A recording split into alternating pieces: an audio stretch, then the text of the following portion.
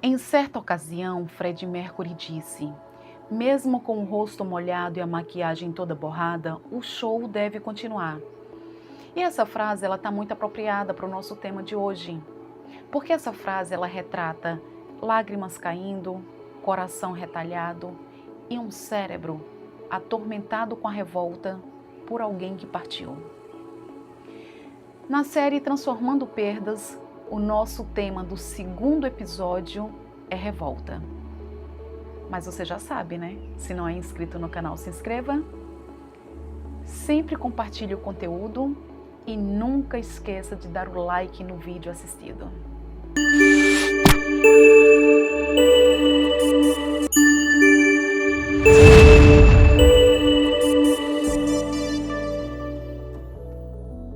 Essa questão da ruptura, como falado no primeiro episódio, é algo extremamente doloroso e tem fases.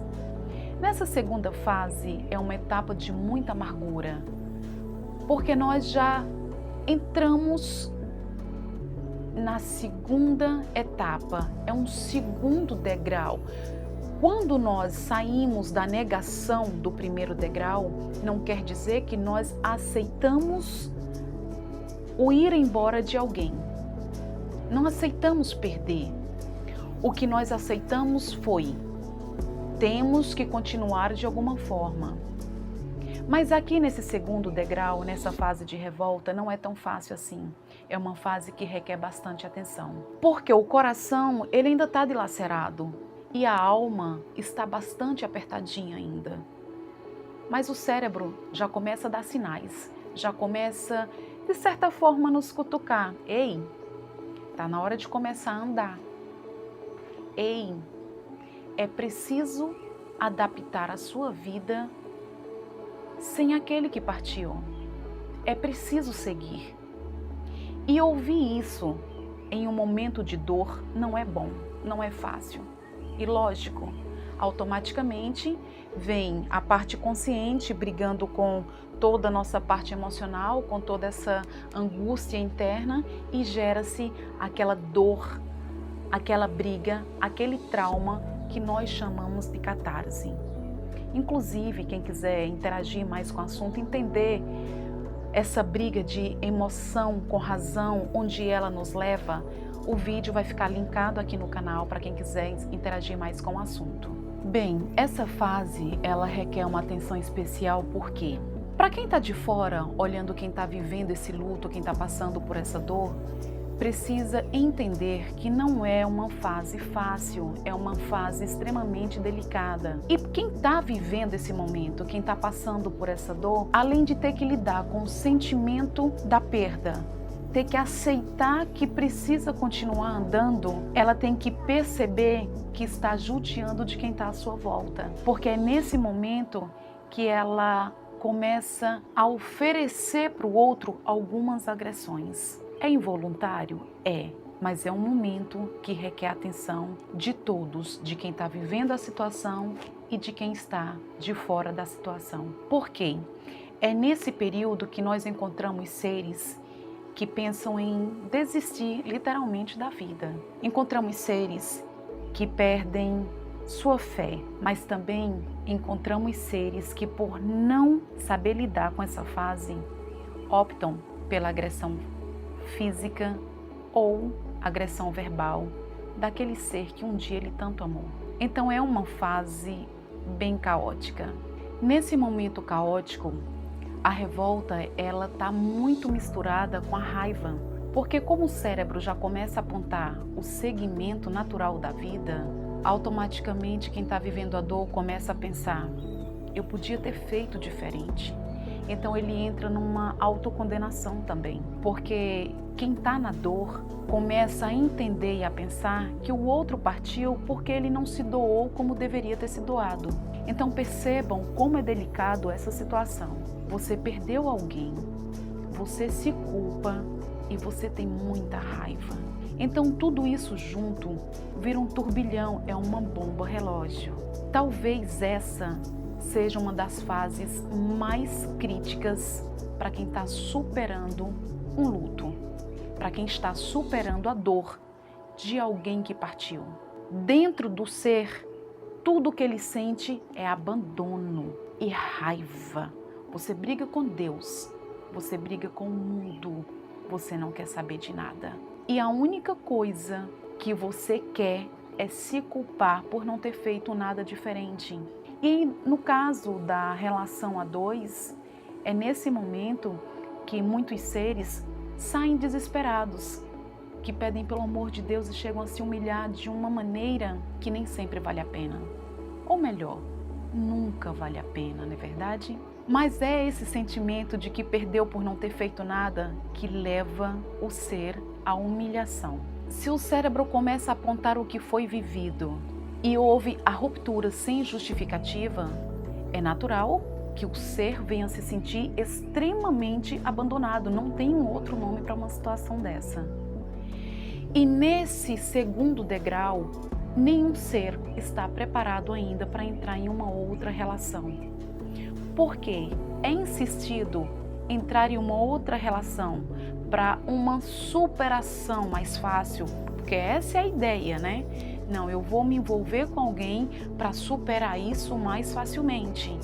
Então, nessa ideia, quando se entra em outra relação, por não estar preparado, tudo vira uma bomba relógio. Que foi o que aconteceu com o caso da moça do episódio anterior, a moça que foi abandonada por um amor, que foi deixada grávida. Para facilitar, vamos chamá-la de Ellie. O caso da Ellie foi o seguinte, que vai clarear bastante toda essa informação sobre esse período. A ruptura para Ellie foi como realmente perder alguém por falecimento, porque na situação dela, gestante, carregando um bebê no ventre, ser abandonada, não tem um outro sentimento que ela pudesse viver, porque é um momento delicado na vida de qualquer mulher. É um momento onde toda mulher quer um pouco mais de carinho, é um momento onde toda mulher está mais fragilizada e precisa sim ser dividido esse momento com o parceiro. Mas resumindo, a Ellie nessa segunda etapa, ela teve um envolvimento. E nesse envolvimento que ela teve, ela não estava preparada, como nenhuma outra pessoa está preparada para entrar em outro relacionamento. Mas, como foi necessário, mediante a situação, quando ela viu já estava com alguém, sem entender até mesmo porque estava na relação, ela permaneceu na relação. Só que lembrem, eu comentei no vídeo anterior que ela estava em uma relação, mas ela não era ela, que ela não vivia a relação. É diferente, é igual estarmos em uma festa, olhando para todo mundo, vendo todo mundo, observando tudo e não participando da festa, sem se divertir. Então nos tornamos meros espectadores. E na verdade foi isso que ela viveu. Ela era espectadora, porque nesse momento, quando ela se viu com alguém e que ela teve aquela raiva, aquele ódio e aquela cobrança por ela ter se permitido viver aquilo, como que ela caiu nessa? Como que ela foi inconsequente com ela mesma? Então o julgamento que ela teve para com ela foi muito alto. Ela entrou numa régua de exigência muito elevada. E nessa régua de exigência, tudo que ela queria era ter o controle de tudo. E ela controlava realmente tudo pelo que foi passado. Ela controlava a vida do parceiro que estava com ela. Ela controlava o trabalho e os amigos no trabalho dela. Ela controlava a vida dela de uma forma onde ela traçou milímetro por milímetro. Essa foi a estratégia de fuga da Ellie. Então a Ellie, ela sempre vestia aquela roupa de que estava tudo bem. Tá tudo bem, tá tudo bem, tá tudo certo. E estava tudo certo. Tudo certo para quem está fora, para quem está olhando. Dentro dela, ela estava no turbilhão. Ela estava realmente em uma catarse. Só que sem essa percepção, ela apenas ia seguindo, porque a mente dela estava dando qual comando? É hora de recomeçar. É hora de recomeçar. E nessa questão de ter o controle, ela, além de vasculhar as coisas do parceiro, ela olhava 10 minutos, 15 minutos após o horário do moço chegar em casa. Se ele não tivesse chegado, era um trauma. uma briga. Então, entrar em uma relação no momento desse não é adequado.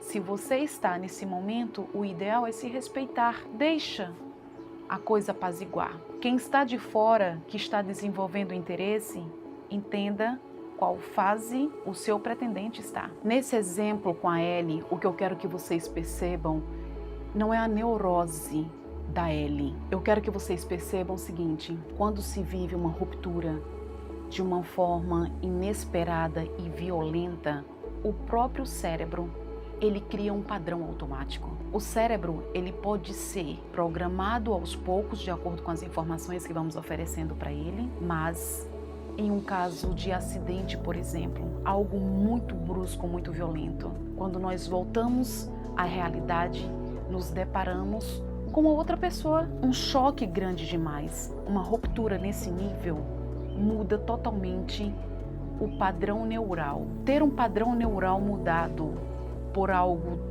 violento dessa forma é algo que ninguém merece viver. Então, nesse momento, eu considero sim, como profissional, um momento extremamente delicado. É um momento que eu dedico bastante atenção. E eu repito, quem está fora da situação, que vê esse momento, tem que entender que não é o momento de entrar. Mas se você entrou, saiba, a qualquer momento algo pode respingar em você. A Ellie, ela foi além, bem além. Foi relatado que em um período ela chegou a rasgar todas as roupas do parceiro, documentos e sapatos, por uma crise de ciúme. Mas essa crise de ciúme, pelo que foi relatado, não era um ciúme por ela amar. Ela tinha consciência que não amava aquele parceiro, mas aquela dor dentro dela, porque ela não tinha superado o relacionamento anterior, porque ela não tinha ainda desvinculado, se desligado energeticamente, ela não conseguiu viver com o abandono, então ela foi aos extremos. Não era o ciúme, era o controle. Ela precisava ter o controle.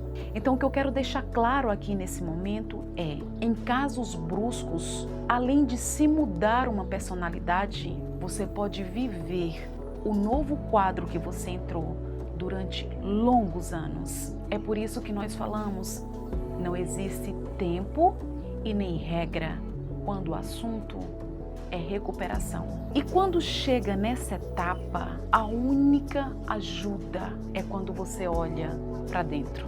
Porque você pode sim buscar lá fora. É para isso que existem profissionais, para dar um auxílio. Mas o profissional, ele vai dar uma informação, ele vai te conduzir, ele vai te orientar, ele vai pegar na tua mão. Mas determinar o tempo que você vai recuperar, que você vai superar, não tem como. E como sair da revolta que faz o indivíduo trilhar caminhos escuros, que leva o indivíduo além do que ele imaginou ou além do que ele viu? Como superar tudo isso? É possível ser feliz após o abandono de um grande amor? É possível ser feliz depois de uma grande decepção no ato de uma ruptura? É possível caminhar com a dor de quem partiu? Os sentimentos nos sequestram, eles nos tornam irracionais. E quando o assunto é revolta, nós nos perdemos de nós mesmos. E a amígdala,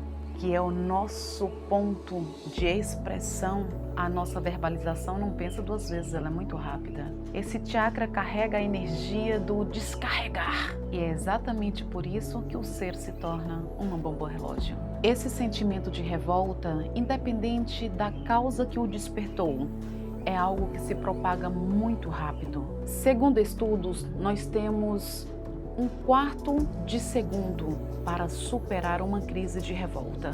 Isso é praticamente impossível, até mesmo para quem reprogramou o cérebro. Então, dessa forma, é necessário o autoconhecimento, porque com o autoconhecimento você evita as crises. Quando você já está no estopim da crise, você não tem mais como retomar. Ela só tem como seguir. O autoconhecimento te impede de chegar nela. Porque mesmo com as dores, mesmo com as desilusões, mesmo com as decepções, você consegue ter a percepção do que foi vivido, você entende que é uma fase a ser ultrapassada. Então, mais uma vez, sim, é você. A mente imbuída de verdade, ela torna a tua essência. Então, se faz necessário imbuir verdades nessa mente. Não as minhas verdades, mas dentro do teu contexto, a verdade que te faz andar, que te faz seguir, que cresce a tua essência. E é dentro dessa essência que você realmente consegue a superar, a sair, que seja da revolta, que seja da negação, ou das outras etapas que vêm à frente. Claro, aqui nesse momento, nesse exato momento, nesse segundo degrau, nessa fase delicada, onde você pode perder a fé ou onde você pode explodir alguém. Nesse momento, para quem está de fora, é deixar. Eu sei que não é fácil soltar alguém quando alguém está com dor, mas se a dor é destrutiva, ainda há pouco eu falei que a revolta é algo que se propaga muito rápido. E isso é fato. Basta olhar a revolta isolada. Então quem está de fora realmente precisa soltar. E quem está dentro da situação precisa se olhar. Eu percebo que para quem está em volta de alguém que está sofrendo com a dor da perda, é difícil chegar e dar uma opinião, mostrar um horizonte e pedir para o outro olhar para dentro de si, se interiorizar. Eu entendo que é realmente delicado para quem está de fora, mas nesse momento, o melhor conselho, a melhor coisa a se fazer é realmente se interiorizar. Só que interiorizar é diferente de isolar, porque eu também percebo que nesses momentos a pessoa diz: eu não estou legal, eu estou judiando de quem está do meu lado. Então ela se isola. Existe uma grande diferença entre isolamento e entre interiorizar. Se isolar é quando você não quer falar com ninguém, é quando você quer ficar sozinho o tempo inteiro. Você não quer interagir com nada. Você pode até olhar um celular, mas você não está interagindo com o que você está vendo. Você assiste um episódio na TV e você também não interage com o episódio. Então fica tudo muito mecânico. Isso é isolamento. Interiorizar é mais uma vez acolher, sim, porque somente encarando a situação é que você vence ela. Isso entra em conhecimento. Eu insisto nessa... Eu insisto nesse tema. Isso é conhecimento. Exatamente nesse caso aqui. Se você está na dor, você está sofrendo, e você não sabe em qual estágio de sofrimento você está, como que você sai dele? Você não sabe se ama ou se não ama. Você não sabe se o partir da outra pessoa vai ser positivo para a tua vida ou não. Você não sabe o que está além daquela curva da esquina para a tua vida. Então é necessário saber onde está. Normalmente as pessoas só não querem perder. Só não pode perder. Não importa se é bom, não importa se é ruim. O importante é não perder. Nessa fase, eu procuro ser bem transparente. Não tem como ficar alisando. Você tem que encarar a situação. Você tem que ver a situação. E é minha obrigação dizer que nem tudo é perder. Observem que sempre que queremos algo, precisamos abrir mão de uma outra coisa. Lembrem, a vida é sempre uma troca. Eu te dou um conhecimento, você de alguma forma contribui comigo. E nessa troca nós vamos seguindo, nessa troca nós vamos andando. Então a pessoa que esteve com você, ela trocou experiências de vida junto contigo. Quantas coisas boas vocês viveram? E quantas coisas ruins também. Talvez o nosso maior agravante seja essa separação que a gente faz, que é o que eu sempre uso como explicação, trevas e luz. Por que que quando se está dentro do relacionamento, você vive o bom e está sempre ressaltando o ruim? E quando a pessoa vai, entra num desespero de que a pessoa simplesmente deixou. simplesmente abandonou. Sim, pode ser abandono e a gente supera o abandono. Então é possível sim andar com a dor. Aqui você aprende a superar dores. Aqui você aprende a descobrir a essência que você tem dentro de você. Aqui você tem que se empoderar. Mas se ainda estamos na revolta, vamos aproveitar essa revolta. Vamos trazer coisas novas. E o treinamento de revolta é: faça um balanço, pegue um caderno. Nada de escrever no computador. Aqui nós falamos com o cérebro. Pegue um caderno, pegue uma caneta. Escreva todas suas raivas, todas suas angústias, todas as vontades que você tem de estraçalhar algo, alguém ou uma situação. Escreva todas as dores que você teve do relacionamento anterior. Inclusive, nesse relacionamento anterior, observa, coloca no papel para escrever. Escreva como ele começou, qual foi o segundo passo nesse relacionamento, como você se sentia, como você se entregava a esse relacionamento. Não tenha medo, não vai bater culpa, é para fazer. Como você se sentia nesse relacionamento em si, esse que você está pensando, esse seu ex-amor, como ele se comportava, quais sinais o teu próprio eu interior, teu próprio Deus, tua própria centelha, esse que você não quer olhar lá dentro. Quantas dicas ele te deu de que já estava chegando ao fim? E chegando ao fim não é porque o outro não gostava de você. De repente é porque vocês já tinham vivido tudo que tinham para viver. Já estava naquele momento onde ele aprendeu o que tinha que aprender com você e você aprendeu o que tinha que aprender com ele, então ele tinha que seguir. Coloca tudo detalhadamente no papel, cada sentimento, cada dor. Mas também não esqueça, eu sei que nesse momento aqui do segundo degrau, além do choro e da raiva, a gente só quer lembrar das coisas boas. Mas está na hora já de começar a olhar. Não é internar o olhar, olhar para dentro? Então coloca aí. Quantas brigas vocês tiveram? Por quais motivos? Você aproveitou tudo que tinha que aproveitar? Resultado, já que eu não vou poder acompanhar cada um individual. Se aproveitou tudo que tinha que aproveitar, ótimo. Confirma o que eu falei. Foi vivido tudo que tinha que viver.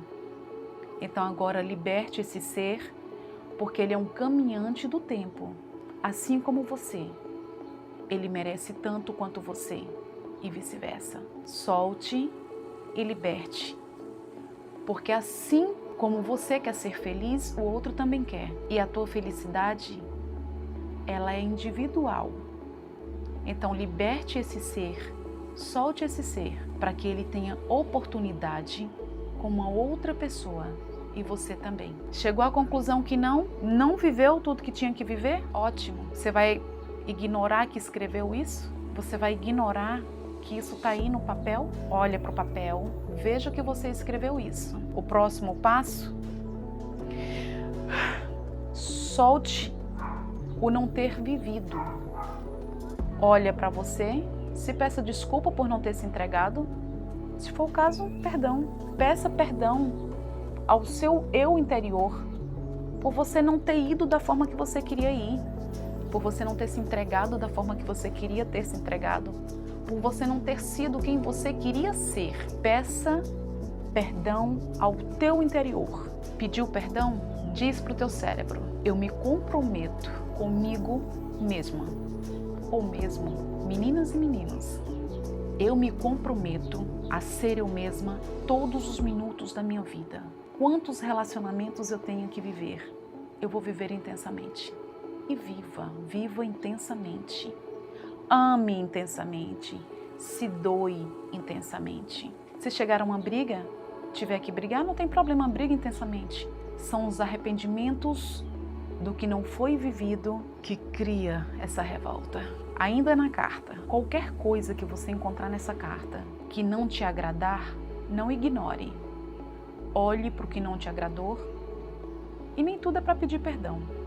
Às vezes é somente para você perceber que essa pessoa já foi o suficiente para você também. E quem sabe nessa carta você perceba que se essa pessoa não tivesse te deixado, você mesmo teria deixado. Quem sabe essa revolta gritante não é apenas porque não foi você quem terminou. Então percebe que temos que ir muito a fundo nessa coisa da revolta? Claro que nesse ponto que eu estou me referindo a relacionamento amoroso, não de um ente querido que partiu. São revoltas diferentes. A revolta de quem partiu para um outro andar, de quem deixou de existir aqui entre nós, é uma revolta muito com Deus. E a briga espiritual é bem diferente. Mas em um outro momento, nós falaremos também sobre isso mais detalhadamente. E nessa questão de falarmos outro dia, me veio na mente agora um comentário de uma cliente amiga, que eu amo bastante. Ela disse que meu método é muito diferente. Sim, é diferente e eu já deixo claro para vocês aqui. É diferente porque por todos os longos anos que eu já vivi e que são bem vividos, eu nunca vi alguém resolver alguma coisa fugindo. Eu nunca presenciei um ser humano resolvendo um fato se escondendo dele, vencendo o medo sem encarar. E isso está além do que se foi estudado, isso está além do que se acredita. Isso é uma prova real que nós temos dia a dia. Então o fato de pedir a vocês que façam essa carta e que olhem cada linha que vocês escreveram, que analisem essas linhas e que encarem essas linhas e que vejam de um outro ângulo, tem um fundamento muito grande, porque isso é o primeiro passo que você dá, é o primeiro passo de coragem para o se olhar e para o se autoconhecer. Lembrem, o autoconhecimento expande a tua essência. E uma vez que você começa a se expandir, você nunca mais permitirá alguém dizer que você não pode. E se houver um outro rompimento de separação assim amorosa, você entenderá que viveu o que tinha que viver, que desfrutou de tudo que tinha que desfrutar e que está na hora de você aprender algo novo. Sparkianos, mais uma vez, muito obrigada por estarmos juntos, gratidão e até o nosso próximo vídeo.